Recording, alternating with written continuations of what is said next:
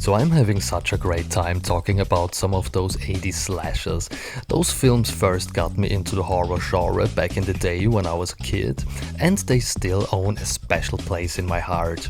I also feel the constant need to defend those films because they're often viewed as substandard, films of low quality, especially by critics, and I don't think that's the case at all. There's one film in particular which got a lot of hate throughout the years from critics as well as from fans and even from hardcore Nightmare on Elm Street fans. I'm talking about Freddy's Dead Part 6 in the series, and this film is infamous.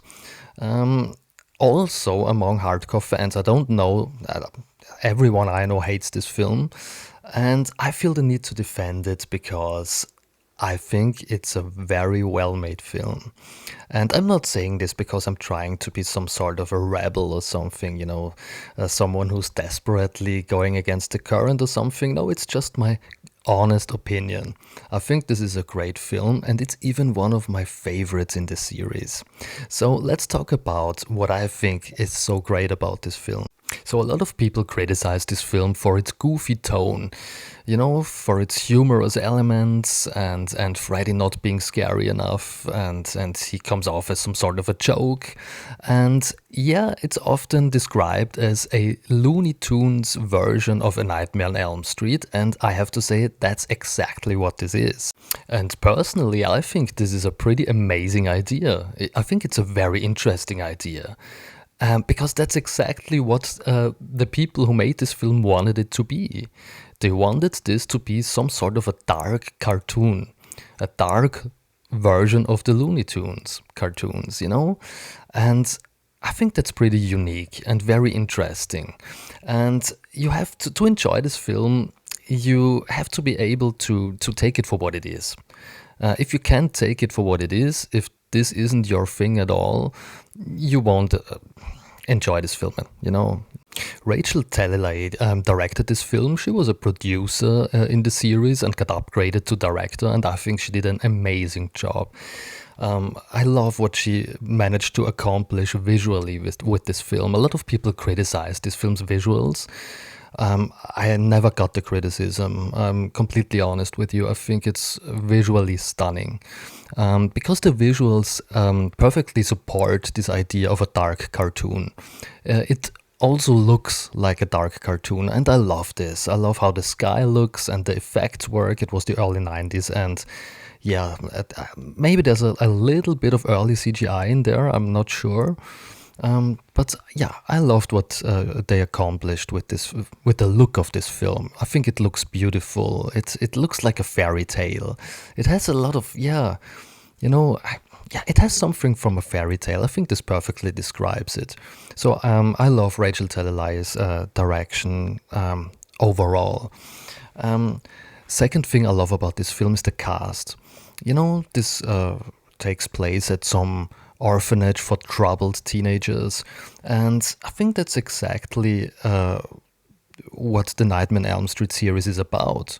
It's about troubled children, teenagers, they are going through stuff.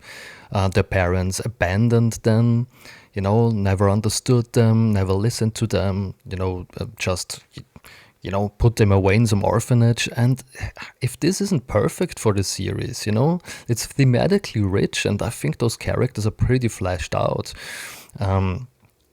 I think those are very charismatic actors, and I think they do a pretty decent job. There's especially one character I want to talk about, and that's the character of Tracy, and she went through a lot in her childhood. She experienced sexual abuse by her father, and I think this character exactly acts like someone who went through stuff like this. I know something about those things, and yeah, she comes off as, very defensive, very aggressive, very rebellious, and I think the actress does a very good job portraying this trauma, and this also is a perfect opportunity for Freddy, to get to her because there's an amazing scene where he transforms into her abusive father, which is a horrible thing if you think about it.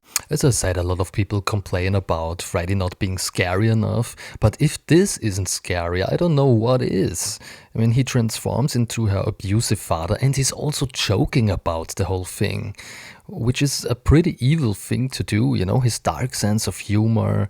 And he does the same thing with other characters. There's the character of Carlos, who got physically abused by his mother, and he transforms into his mother. And, you know, he's making a big joke out of his trauma. And I think that's very unsettling, you know, because he takes their greatest fears and makes them come true, at least in this dream. And he's also making fun of it. So, yeah, Freddy comes off as pretty evil, I think. And I love it. I love his dark sense of humor. And I don't think he comes off as too goofy or something. I think joking about those horrible things is an evil thing to do. And I think that's what makes him a great villain, even in this film. I think those characters are great. I think those actors are decent. And yeah, it's thematically interesting because, of course, Freddy comes for them because no one is protecting them. No one believes them. And I think they also did a very nice job portraying some of Freddy's past. You know, going into his childhood and his teenage years, you see him getting bullied at school and killing a little pet. And you see him getting abused by his own father, played by Alice Cooper, by the way, which is a very entertaining cameo. I love it. So I think, yeah, you see, you know, his barn where he's, you know, having his gloves and things like that, and killing his wife. And it's interesting. You see Robert without the makeup and before he became the Freddy we know, and this is very well done. I love it. Another thing I really like about this film is Japhet Kotto's performance.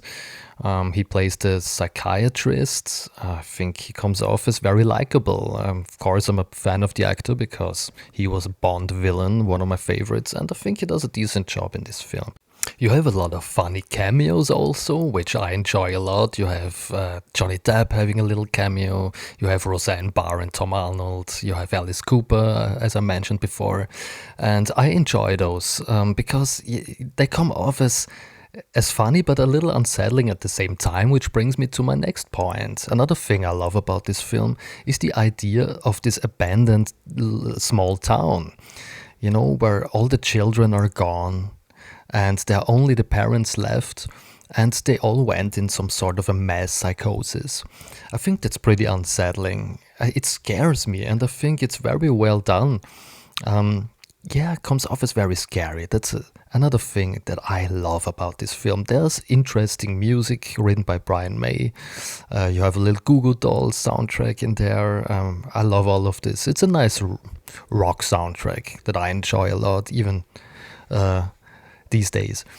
So overall, if you say that's just not your thing, you don't want Freddy to be some dark version of the Looney Tunes, I get it. I totally get this. But if you're able to take it for what it is, I think you will appreciate it for its uniqueness, because it's a unique film. It's a unique idea, you know, making a dark cartoon. And I think it works out pretty well. And even if you don't like it, maybe I was able to convince you to give it another try and to respect it for what it is, to respect it for its uniqueness. And I have a lot of respect for this idea. I have a lot of respect for Rachel Talalay, who bravely went forward to do this film. I think she did an amazing job. She made a film that means a lot to me and has a very special place in my heart, as I mentioned. And yeah, please give it another try, because it's worth it. It's a strange film, and they don't do films like this anymore. It's special. So watch it, enjoy it, and see you very soon. Love you.